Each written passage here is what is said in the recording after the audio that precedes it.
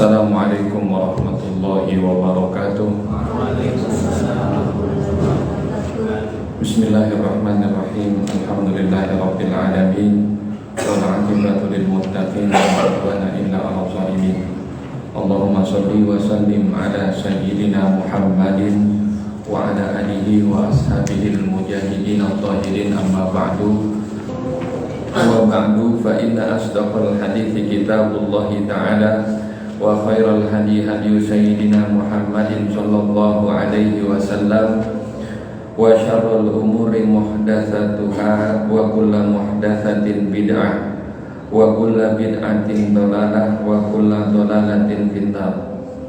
Subhanaka la ilma lana illa ma 'allamtana innaka antal alimul hakim. Fa rabbi shrah li sadri wa yassir li amri wahlul 'uqdatam min lisani yafqahu qawli. Qala al-muallifu rahimahullahu ta'ala wa ala man nafa'a bihi wa bi barakati ulumihi wa bikum fid daraini amin. Qala al-hadithul 'ishruna, hadis yang ke-20. Al-haya'u minal iman, menjelaskan tentang malu itu adalah bagian daripada keimanan. An Abi Mas'udin, dari sahabat Abu Mas'ud. Ini kunyahnya, namanya Abu Mas'ud. Nama aslinya Uqbah bin Amr al-Ansari al-Badri. Nama aslinya ini sahabat Uqbah bin Amr al-Ansari. Dimaksud al-Ansari ini sahabat dari kalangan kaum Ansor, penduduk yang tinggal di kota Madinah. Kaum Ansor itu terbagi dua, ada Bani Aus dan ada Bani Khazraj. Dan Abu Mas'ud ini atau Uqbah bin Amr ini adalah salah seorang sahabat dari yang berasal dari Bani Khazraj. Al-Badri tinggal di Badr. Badr itu satu kawasan dari Madinah kurang lebih 150 km. Itu perang Badr yang terjadi pada tanggal 17 Ramadan. Nah, beliau menurut satu riwayat, beliau ini termasuk orang yang ikut dalam perang Badar. Dan ini adalah salah seorang sahabat di generasi awal-awal Islam. Beliau masuk Islam ketika di Mekah pada bai'ah Aqobah yang kedua. Pada masa pemerintahan Sayyidina Ali, beliau itu diutus menjadi seorang wali di Kufah. Kalau bahasa kita sekarang gubernur dah. Nah, gubernur Kufah. Kufah itu di Irak. Ketika beliau menjabat sebagai gubernur di Kufah, beliau banyak membebaskan budak-budak. Jadi bukan harta dikumpulin untuk kepentingan pribadi, tapi malah beliau saat beliau menjabat sebagai wali di Kufah, nah beliau itu banyak membebaskan budak-budak. Karena Nabi kata, orang yang mau masuk surga itu maka bebaskanlah budak. Nah, zaman kita sekarang udah nggak ada budak. Memang dalam Islam itu perbudakan telah dihapuskan. Cuman terdapat tetap hukum-hukum di dalam fikih itu, ya seperti orang yang sedang berpuasa Ramadan kemudian bersetubuh dengan istrinya di siang hari, maka kafaratnya itu adalah membebaskan budak. Cuman budak udah nggak ada. Kenapa sampai sekarang kok dalam kitab-kitab fikih ulama masih menyebutkan terkait dengan permasalahan budak?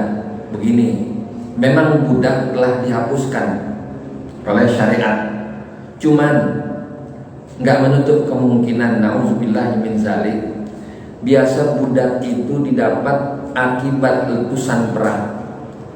Ya, perang merebak di satu daerah, kemudian tawanan dijadikan budak. Nah, kalau semisalkan nauzubillah satu waktu nanti terjadi peperangan, kemudian terjadi kasus yang terulang seperti zaman-zaman kejayaan Islam awal, artinya perbudakan ada lagi, maka kita nggak usah bingung-bingung, ada payung hukumnya, udah disiapin. Begitu hikmah daripada kenapa masih dibahas masalah perbudakan. Radhiyallahu anhu, semoga Allah meridhai beliau. Kata sahabat Abu Mas'ud, Rasulullah sallallahu alaihi wasallam, Rasulullah sallallahu alaihi wasallam bersabda, kata Rasul, inna mimma adrakan nasu, sesungguhnya suatu bagian yang masih diingat orang, min kalamin nubuwatil ula, dari ajaran-ajaran para nabi terdahulu, idza lam tastahi, adalah jika engkau tidak malu, fasna ma syi'ta, maka berbuatlah sesukamu.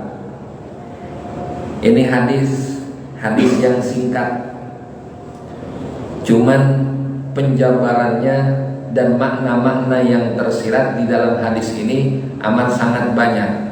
Nah, ini di antara kelebihan Rasul yang tidak diberikan kepada nabi-nabi terdahulu.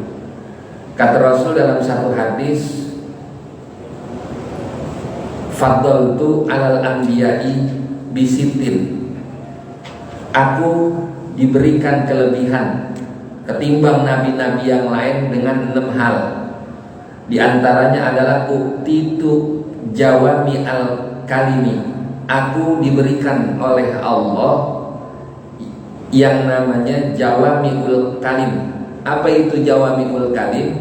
Jawamiul kalim itu bahasa yang terdengar ringkas, tapi makna daripada yang diucapkan oleh Rasul luas penjabarannya. Ini namanya jawamiul kalim.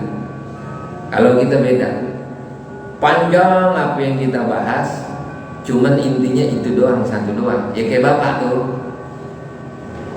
habis dengerin ceramah, ya begitu pulang ditanya sama istri, Pak, tadi isi ceramahnya apa? Ya isi ceramahnya, kok pulangnya lama?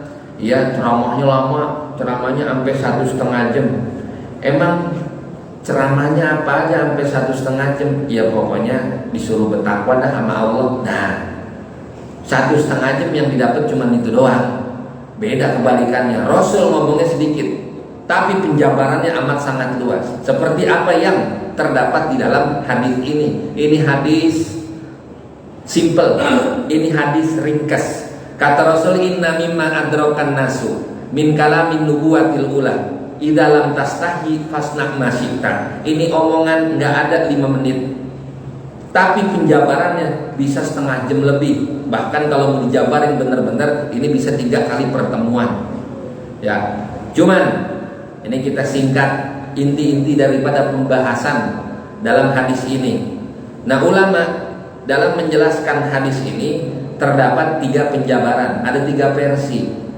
Kalau kita lihat dalam hadis tersebut, kata Rasul, fasna, ya, idza lam tastahi, kalau kamu kagak malu, fasna. Dalam qaidul lughatil arabiyyah, isna ini apa? Ini adalah fi'il amr dalam kaidah sharaf. Al-amru yadullu 'alal wujub.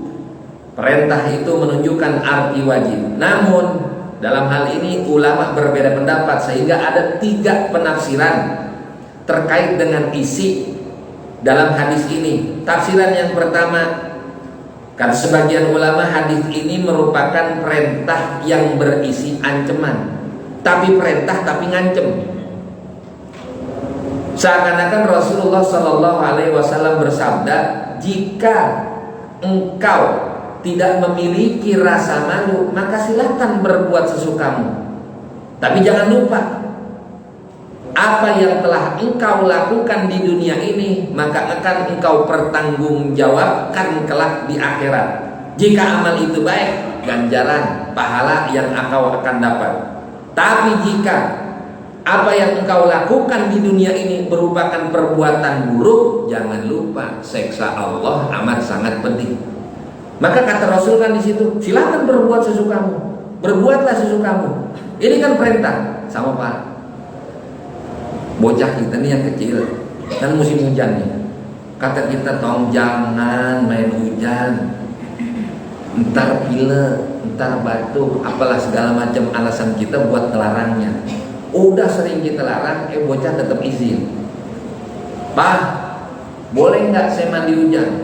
Mandi tidak hujan sama, jangan pulang sekalian. Tuh, perintah tapi ngancem. Nah ini seperti apa yang tertera dalam hadis ini. Menurut kaul yang pertama, Rasul merintahin kita, silakan apa aja yang kau mau perbuat sesukamu, tapi jangan lupa ingat bahwasanya siksanya Allah amat sangat pedih.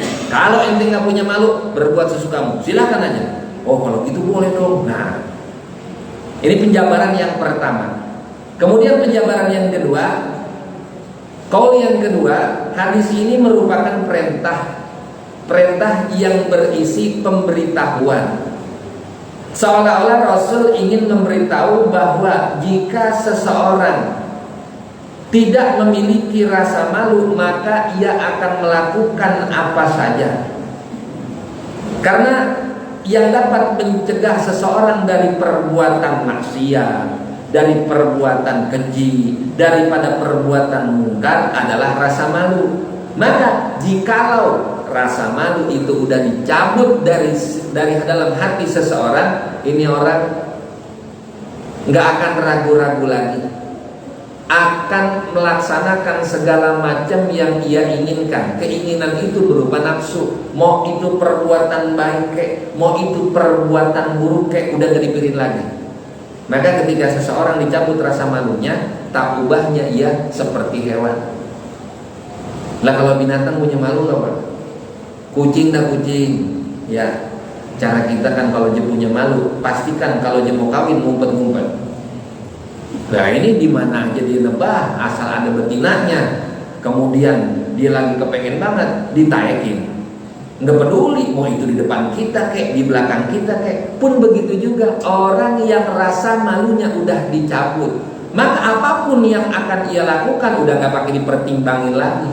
Nggak ada rasa malu di dalam hatinya. Maka Rasul pengen ngasih tahu nih, kata kaul yang kedua, tuh kalau orang yang segala macam dia perbuat udah nggak pakai ditimang-timang lagi, nggak pakai dipikirin lagi matang-matang, segalanya ditabrak, halal, haram, hantam, itu berarti orang udah kagak punya rasa malu. Nah ini menurut kaul yang kedua. Kemudian menurut kaul yang ketiga, isi hadis ini adalah perintah yang menunjukkan pembolehan. Beda kaul pertama, beda kaul kedua, beda lagi kaul ketiga. Kata kaul yang ketiga, ini hadis menyatakan pembolehan terhadap sesuatu. Kalau seseorang nggak malu untuk melakukan sesuatu, dengan catatan sesuatu yang diperbolehkan oleh syariat, maka silakan kerjain. Kalau nggak malu mah berarti itu perbuatan baik, kerjain aja. Tapi andai kata seseorang malu pengen ngelakuin sesuatu yang diperbolehkan syariat, tinggalin. Ini kayak kita pengen makan dalam syariat hukumnya apa? Makan mubah kan? Makan mubah, minum mubah. Kata kita pengen banget, saya pengen makan mie tuh kalau direbus di warung Indomie sama bikin di rumah rasanya beda. Saya pengen makan mie di warung Indomie. Kalau emang bapak nggak malu, silakan aja makan di warung Indomie, nggak jadi masalah. Tapi kalau bapak malu, saya kan ustaz, saya kan orang yang terpandang, saya kan bos, masa saya makan di warung Indomie? Orang sekelas saya nggak pantas dong makan di warung Indomie. Tapi perkara makan kan mubah. Tapi kalau bapak malu, maka tinggalin. Artinya menurut kaul ketiga, sesuatu yang syariat telah memperbolehkannya, apabila kita mau kerjain, kerjain dengan catatan kalau kita nggak malu. Tapi kalau kita malu, maka tinggalin. Nah, termasuk kalau dalam fikih termasuk yang namanya perbuatan yang menghilangkan muru'ah. Muru'ah apa sih muru'ah? Marwah. Marwah apa marwah? Adab, wibawa, termasuk yang menghilangkan wibawa kita. Menurut fikih itu makan di pinggir jalan, makan di warung-warung pinggir jalan itu, ya, maka termasuk muru'ah. Maka tuh di masjid sini tuh di Al-Muharram tuh orang kalau masih makan di warteg gak bakal disuruh jadi imam. Beneran Pak? Orang masih makan di warteg kalau bakalan disuruh jadi imam. Kalau masih makan kok di warteg, mau ngapain disuruh jadi imam? Yang lain banyak. Nah, ini penjabaran hadis ini menurut kaul-kaul ulama. Nah, begitu pula dalam hadis yang singkat ini terdapat beberapa poin penting yang terkandung di dalamnya. Satu, poin pertama kata Nabi di situ, inna mimma adrokan nasu, sesungguhnya satu kalimat ataupun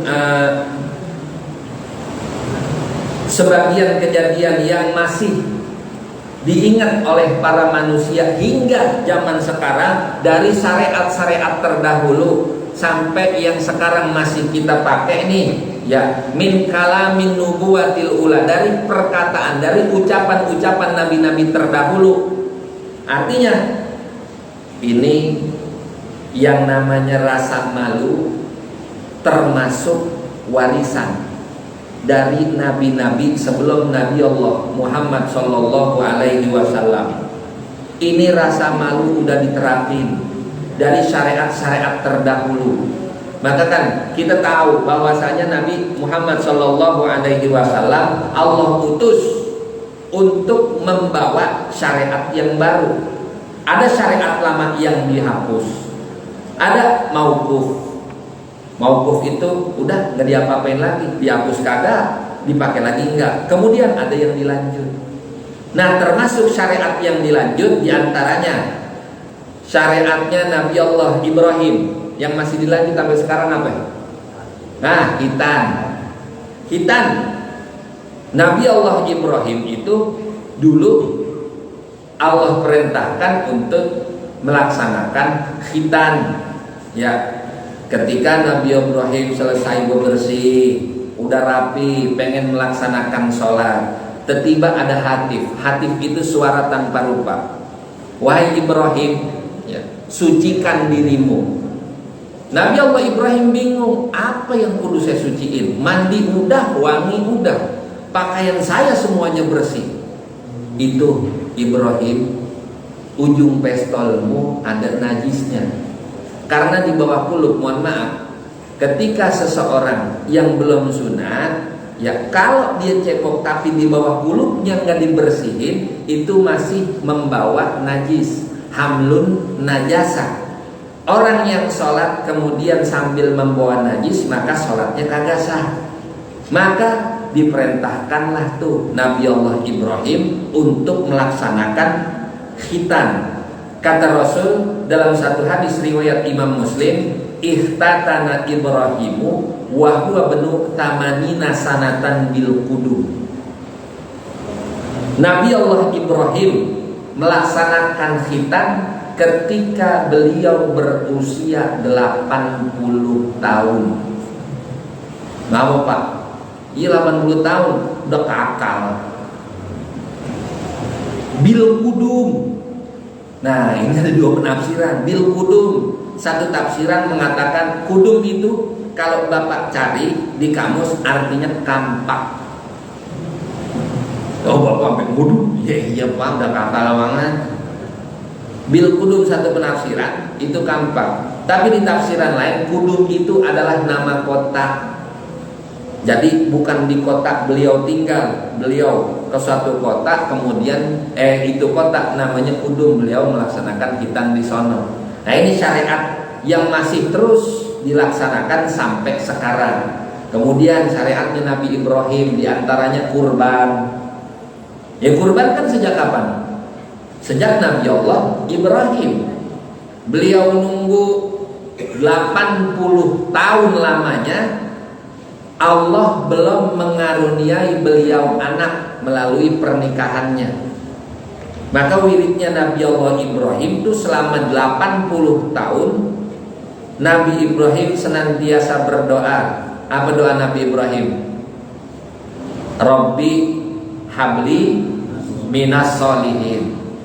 Selama 80 tahun Nabi Allah Ibrahim doa seperti itu tuh bukan main. Bagaimana kesabarannya Nabi Allah Ibrahim, 80 tahun kagak berhenti doa wirid semacam itu. Nggak kayak kita, Pak. Maka wajar tuh Nabi Allah Ibrahim masuk kategori Rasul Ulul Azmi. Karena cobaan ujian yang amat sangat berat menimpa beliau, tapi beliau sabar. 80 tahun keinginannya belum juga diijabah, tapi beliau istiqomah. Terus memohon kepada Allah agar dikaruniai anak yang soleh. Nggak kayak kita. Buka usaha lagi sepi banget. Dikasih sama guru nih wirid ini, insya Allah usahanya rada rame. Walhasil, tahajud saban malam. Baru 1 minggu itu wirid kita baca sambil tahajud, usaha belum juga rame, kita berhenti. Kata kita, guru amalannya nggak mantep nih. Wajar aja kita nggak jadi ulul azmi. Ya Nabi Allah Ibrahim 80 tahun. Ketika usia 13 tahun, anak beliau yang bernama Ismail ini bahasa Ibrani. Isma itu artinya pemberian. L dalam bahasa Ibrani artinya Tuhan. Ismail itu pemberian Tuhan. Nah Ismail kecil ketika berusia 13 tahun, Allah perintahkan Nabi Allah Ibrahim melalui mimpi untuk menyembelih anaknya. 80 tahun dinanti-nanti, tapi ketika usia 13 tahun disuruh sembelih, dilaksanain. Nah ini termasuk syariatnya. Untung aja Nabi Allah Ismail diganti sama seekor kibas yang gede. Kalau kagak diganti, waduh, Bapak belum tentu ada di sini, Pak. Iya. Ini syariatnya Nabi Ibrahim yang masih dipakai oleh syariat Nabi Muhammad sehingga masa kini. Ada juga syariat-syariat Nabi terdahulu yang terhapuskan dan diganti dengan syariat baru. Contoh syariatnya Nabi Allah Musa. Umatnya Nabi Allah Musa itu kalau kena najis sebagian pakaiannya nggak bisa Pak dibersihin. Kain Bapak kena najis, maka nggak seperti zaman sekarang umatnya Nabi bisa disucikan. Apa itu mukhafafah, apa itu mutawasito, apa itu mughalazo. Yang namanya najis dalam umat Nabi Muhammad bisa disucikan. Tapi dalam syariatnya Nabi Allah Musa, ketika satu pakaian terkena najis, maka cara menghilangkan najisnya dipotong pakaiannya. Tuh Bapak beli kain BHS yang harganya 3,5 juta, ya, kena najis, Bapak potong, kan sayang banget. Di antara syariatnya Nabi Musa yang diganti oleh syariatnya Nabi Allah Muhammad, dulu zamannya Nabi Allah Musa, orang yang dagang maka ia terkena zakat. Zakat dagangnya 25%. Berapa? 25%. Sehingga kalau Bapak untung 100 juta, zakatnya berapa? 25 juta. Tetap di zaman Nabi Muhammad juga ada zakat perdagangan.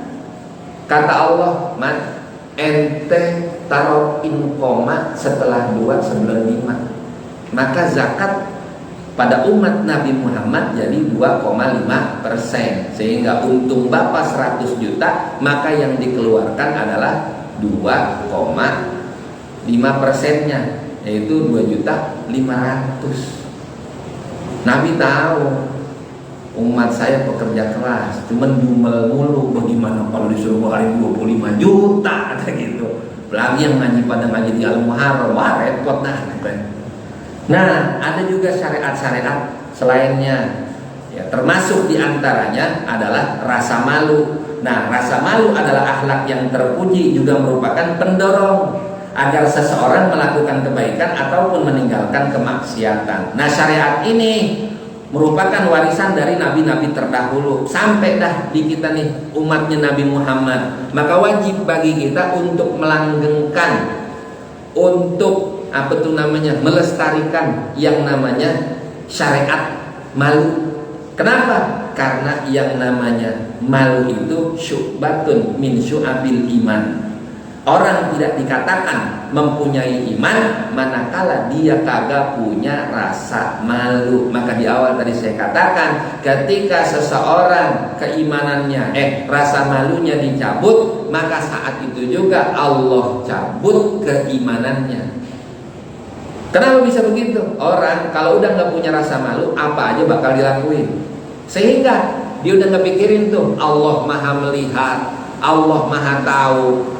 Itu kan rukun iman, percaya kepada Allah. Sifat-sifat Allah yang 20, yang paling sedikit 20, itu kan wajib kita imani, bahwasanya Allah maha melihat. Kalau orang udah nggak punya rasa malu, maka apa aja udah dilakuin, sehingga keimanan nggak ada. Maka nggak heran halal haram hantam, ya timbang sedikit. Cuman 2 juta perak. Orang nggak ada yang tahu kalau saya korupsi segini. Ya kalau 2 juta saban hari diambil 2 juta, nah sebulan udah berapa? Kan begitu. Ini tanda bahwasanya orang udah tidak memiliki keimanan. Jadi ini termasuk syar'uman qoblana atau syariat orang-orang umat-umat dan nabi-nabi sebelum kita. Nah kemudian malu itu ada 2 macam. Ada 2 macam rasa malu. Yang pertama, malu yang terbentuk secara alami. Emang fitrahnya manusia Allah berikan rasa malu sebagai bungkus daripada keimanannya. Dari kecil emang juga didikan dari emak bapak kita. Selain didikan, emang itu fitrahnya manusia. Dulu masih kecil Pak, usia 7 tahun, coba dah, udah punya rasa malu belum kita? Pasti udah Pak. Jajal anak kita yang usianya 7 tahun, 8 tahun, suruh keluar gak pakai apa-apa, malu kagak dia? Itu namanya fitrah yang memang murni pemberian Allah Subhanahu wa ta'ala. Semua dari kita punya. Setiap manusia, kata Nabi dalam satu hadis, setiap agama pasti mengajarkan akhlak. Dan malu itu merupakan akhlak yang terpuji. Nah, ini rasa malu yang kita miliki. Yang pertama, yang semua dari kita dapat, itu namanya rasa malu yang kategorinya fitriyah. Fitriyah itu memang yang pemberian Allah, murni, enggak dibuat-buat. Kemudian yang kedua, ada rasa malu yang terbentuk karena iktisab. Iktisab itu usaha. Malu yang diusahakan. Usahanya dari mana? Begini. Sifat ini muncul setelah seseorang melakukan proses penempaan sifat malu. Rasa malunya senantiasa ditempa. Bukan cuman malu kepada orang. Kalau malu sama orang wajar. Tapi sama sesuatu yang ada tapi tidak terlihat oleh mata zahir kita, yaitu Allah. Nah, ditanemin, ada riadohnya, supaya terus-terusan di dalam hati ini punya rasa malu. Kalau udah diiktisabin, kalau udah diriadohin, merasa malunya makin kenceng. Ya, ketika rasa malu makin kenceng, maka ini orang tingkatannya udah sampai ihsan. Ihsan itu apa? Anta'budallaha ka'annaka tarahu fa illam takun tarahu fa innahu yaraka. Ketika engkau beribadah, seakan-akan engkau melihat Allah. Namun jika engkau tidak melihat Allah, maka yakinlah sesungguhnya Allah itu senantiasa melihatmu. Orang kalau terus-terusan ngerasa diperhatiin sama Allah, ya, sekecil apapun orang tersebut melakukan kemungkaran, kemaksiatan, maka ia akan merasakan malu. Bapak kalau udah mulai ngerasa malu, model-model tingkatannya begini, oh berarti ihsan Bapak udah tinggi. Gak usah ngelakuin kemungkaran, gak usah ngelakuin kemaksiatan. Terkadang bangun tidur rasa malu itu muncul. Ya Allah, sebegininya Allah baik banget sama kita. Padahal kita sering banget lalai untuk mengingatnya. Tapi sampai saat ini kita masih terus diberikan Allah nikmat. Gak usah yang namanya ngukur nikmat-nikmat yang gede-gede. Kata kita mah nikmat gede, punya kontrakan 18, punya mobil bagus-bagus, SUV dan segala macam. Nih Pak mata nih ya, nikmat kedip itu rasanya bukan main Pak. Gak percaya? Jajal Bapak tahan, jangan kedip 1 menit aja. Wah, mak perihnya bukan main. Ini kan nikmat yang jarang kita syukuri. Sebab apa? Karena kita menilai bahwasanya nikmat itu adalah pemberian Allah yang besar. Padahal kedipan mata itu nikmatnya bukan main gedenya. Yakin Pak? Kalau kita nggak bisa kedip, perihnya bukan main dan keenaknya bukan main.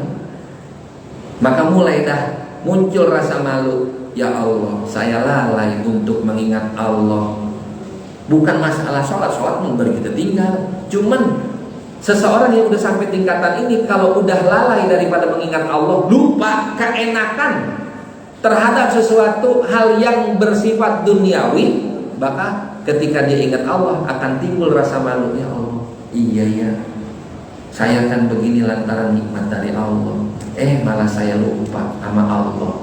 Nah, kalau udah mulai muncul seperti ini, alhamdulillah, ini merupakan nikmat yang besar yang Allah berikan ke dalam diri kita berupa rasa malu. Dan ini diiktisabi, diusahakan, dilatih, enggak tiba-tiba muncul begitu. Sampai lagi kalau ngelakuin maksiat kemudian di dalam hati ngerasa malu, itu salah satu cara iktisabnya. Ketika kita melakukan satu kemungkaran, ya kita gibahin orang, dalam hati kita malu sendiri. Ya Allah, gue begini kan dosa, tapi Allah ngasih saya tetap satu nikmat sehingga saya bisa berbicara, yaitu nikmat lidah. Ini memalu saya kudunya kepada Allah. Tuh mulai tanemin hal-hal yang begitu di dalam hati, sampai akhirnya perasaan itu membesar sehingga bisa berubah tingkatannya menjadi ihsan. Nggak lagi cuman kudu diperhatiin, tapi kita sadar bahwasanya Allah senantiasa memperhatikan kita. Namun pada kenyataannya nggak sedikit manusia salah kaprah dalam menerapkan rasa malu nih. Kadang kita salah kaprah buat nerapin rasa malu yang ada pada diri kita. Ada manusia yang terkadang malu untuk melaksanakan satu kebaikan atau mencegah kemungkaran, tapi kagak malu manakala menabrak larangan-larangan syariat. Masih muda ditanya, emang ente kagak ngaji di Al-Muharram lo malam Jumat? Ya, yang ngaji orang tua mulu. Saya masih muda, malu kalau gabung sama orang tua. Ini malu yang salah Pak. Ngapa pakai malu? Tapi sih masih penting lah, kalau emang masih muda, masih ogah ngaji, mendingan gitu. Masih ada harapan buat ngaji besok ketika dia tua. Kalau udah tua, cuman nama ngaji susah, alasannya mau apa? Lah kalau yang muda, entar aja kalau udah tua baru saya ngaji. Kalau yang tua diajak ngaji masih susah, alasannya apa? Entar aja kalau apa? Kalau udah mati mah di ngajiin Pak, udah kagak bisa ngaji lagi. Ini penempatan rasa malu yang salah kalau begini.